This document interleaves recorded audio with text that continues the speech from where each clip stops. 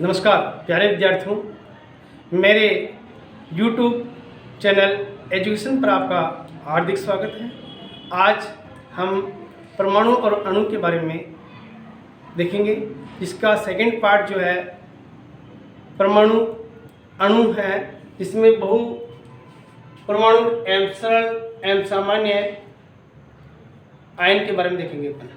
सबसे पहले देखते हैं जिसका एक आयन होता है यानी पॉजिटिव वन दर्शाता है, जैसे कि सोडियम आयन है, सोडियम आयन Na+ होता है। पोटेशियम आयन K+ होता है। सेकंड मैग्नीशियम को देखते हैं, मैग्नीशियम Mg होता है +2। कैल्शियम Ca+2 होता है। जिंक Zn+2 होता है। इसी प्रकार से हमारे पास थर्ड आयन को देखते हैं जिसके ऊपर 3 चार्ज होता है, यानी एल्यूमिनियम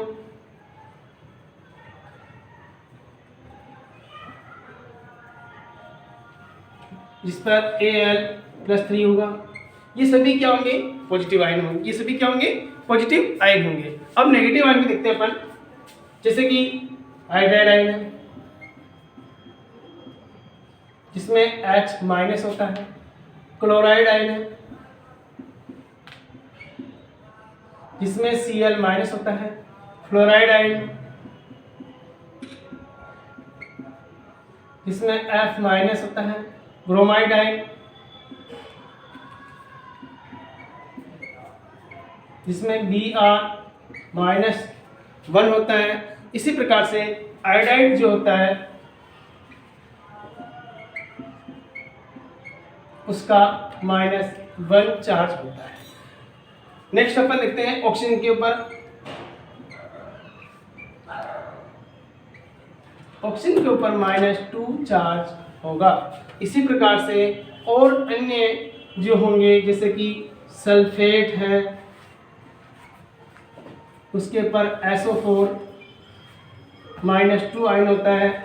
इसी प्रकार से नाइट्रेट है उस पर NO3 -1 चार्ज होता है। एक और बच रहा कार्बोनेट, विशेष ध्यान रखिए, कार्बोनेट जिसमें CO3 -2 होता है। इनको आप विशेष ध्यान रखें, जब भी मॉलिक्यूलर फॉर्मूला बनाएंगे तो इनकी बहुत ज़्यादा जरूरत आवश्यकता होती है। जिसमें सोडियम आयन +1 दिखाता है, पोटेशियम K+ दिखाता है, मैग्नीशियम Mg+2 दिखाता है, calcium Ca+2, zinc Zn+2, aluminium Al+3। Hydride जो होता है -1 दिखाता है। अब देखिए हाइड्राइड -1 दिखा रहा है, लेकिन यहाँ पर एक और देख लेते हैं अपन। हाइड्रोजन जो होता है, हाइड्रोजन के ऊपर आयन होता है +1 होता है। हाइड्रोजन जो है पॉजिटिव दर्शाता है और नेगेटिव भी दर्शाता है। जब नेगेटिव दर्शाएगा इसका मतलब हाइड्राइड आयन बनेगा, और जब केवल पॉजिटिव आयन दर्शाएगा जब क्या होगा? हाइड्रोजन होगा, पॉजिटिव आयन दर्शाता है। उसके बाद में हाइड्राइड हो गया। क्लोराइड देखिए Cl-, fluoride F-, bromide Br-, iodide I-, oxygen O-2 होता है। सल्फेट पर SO4 -2 होता है। नाइट्रेट पर NO3 -1 होता है और कार्बोनेट पर CO3- होता है। और देखते हैं अपन, जैसे कि एक हमारे पास होता है Cu+1 और Cu+2। Cu+1 को Q+ और इसको क्यूप्रिक कहते हैं। विशेष ध्यान रखिए आप। इसी प्रकार से एक और होता है Fe+2 और Fe+3, इसको फेरस और इसको फेरिक कहेंगे। जिस प्रकार से इसको Q+ कह रहे हैं, इसको फेरस कह रहे हैं, इसको क्यूप्रिक कह रहे हैं, इसको फेरिक कह रहे हैं। ध्यान रखिए Fe+2 Fe+3 होगा। इस प्रकार से हमने सामान्य, सरल और बहुपरमाणुक आयन के बारे में स्टडी की। इसको आप नोट करें। नेक्स्ट जो टॉपिक रखा था कि डाल्टन का परमाणु सिद्धांत बहुत इंपॉर्टेंट है, एग्जाम की दृष्टि से बहुत ही महत्वपूर्ण क्वेश्चन होता है कि डाल्टन का जो सिद्धांत होता है, सबसे पहले सभी द्रव्य परमाणु से निर्मित होते हैं, रासायनिक अभिक्रिया में भाग लेते हैं। पहला पॉइंट क्या है इसका, सभी द्रव्य परमाणु से निर्मित होते हैं,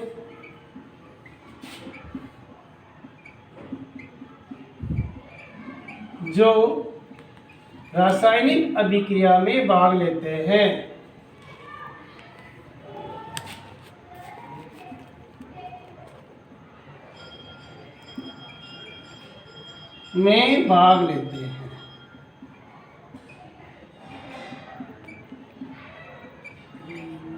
सेकंड पॉइंट देखते हैं इसका कि सभी जो होगा रासायनिक क्रिया में भाग लेंगे। दूसरा जो पॉइंट होगा, परमाणु अविभाज्य कण होता है, जो कि रासायनिक अभिक्रिया में न तो सर्जन होता है न ही उसका विनाश होता है। परमाणु क्या होता है, सेकंड पॉइंट देखते हैं। परमाणु एक अविभाज्य कण होता है जिसका कण होता है जिसका न तो सर्जन होता है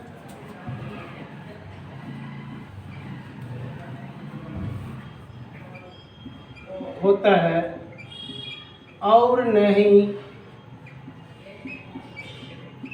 उसका विनाश होता है।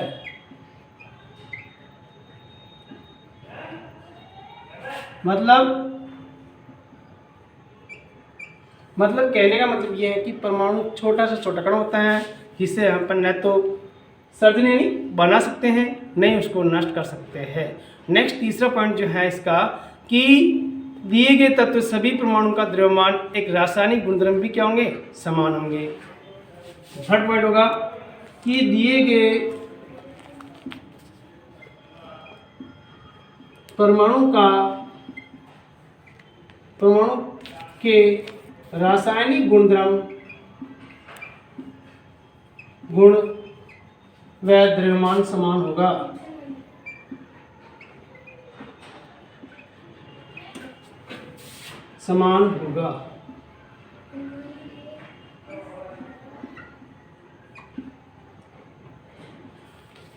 दिए गए जो सभी द्रव्यमान होंगे, रासायनिक गुण होंगे, वो क्या होंगे, इक्वल रहेंगे, समान रहेंगे। नेक्स्ट फोर्थ देखते हैं अपन कि भिन्न भिन्न तत्वों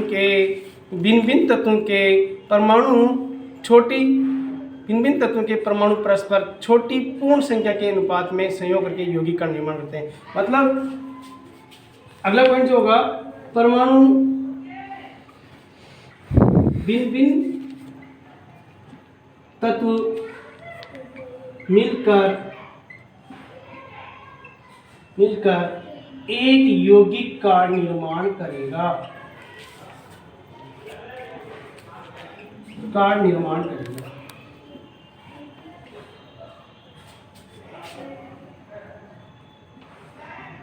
मतलब अलग अलग परमाणु होंगे, उन परमाणुओं से क्या बनेगा, एक कंपाउंड का निर्माण होगा, एक यौगिक का निर्माण होगा। देखिए जैसे हाइड्रोजन गैस और ऑक्सीजन गैस मिलकर जल का निर्माण करें।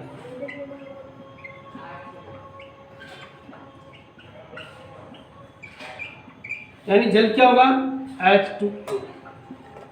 इस प्रकार से हमने डाल्टन का परमाणु सिद्धांत को पढ़ा है, जो कि बहुत एग्जाम की दृष्टि से बहुत महत्वपूर्ण होता है। इसको आप अपनी नोटबुक में नोट करें।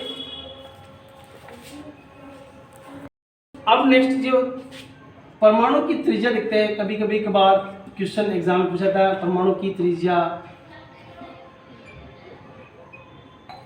1 नैनोमीटर, nm का मतलब तो नैनोमीटर, 1 नैनोमीटर बराबर 10⁻⁻9 मीटर होगा। 1 नैनोमीटर बराबर कितना होगा? 10⁻⁻9 मीटर होगा। इसी प्रकार से 1 मीटर बराबर क्या होगा? 1 मीटर बराबर 10⁻9 नैनोमीटर होगा।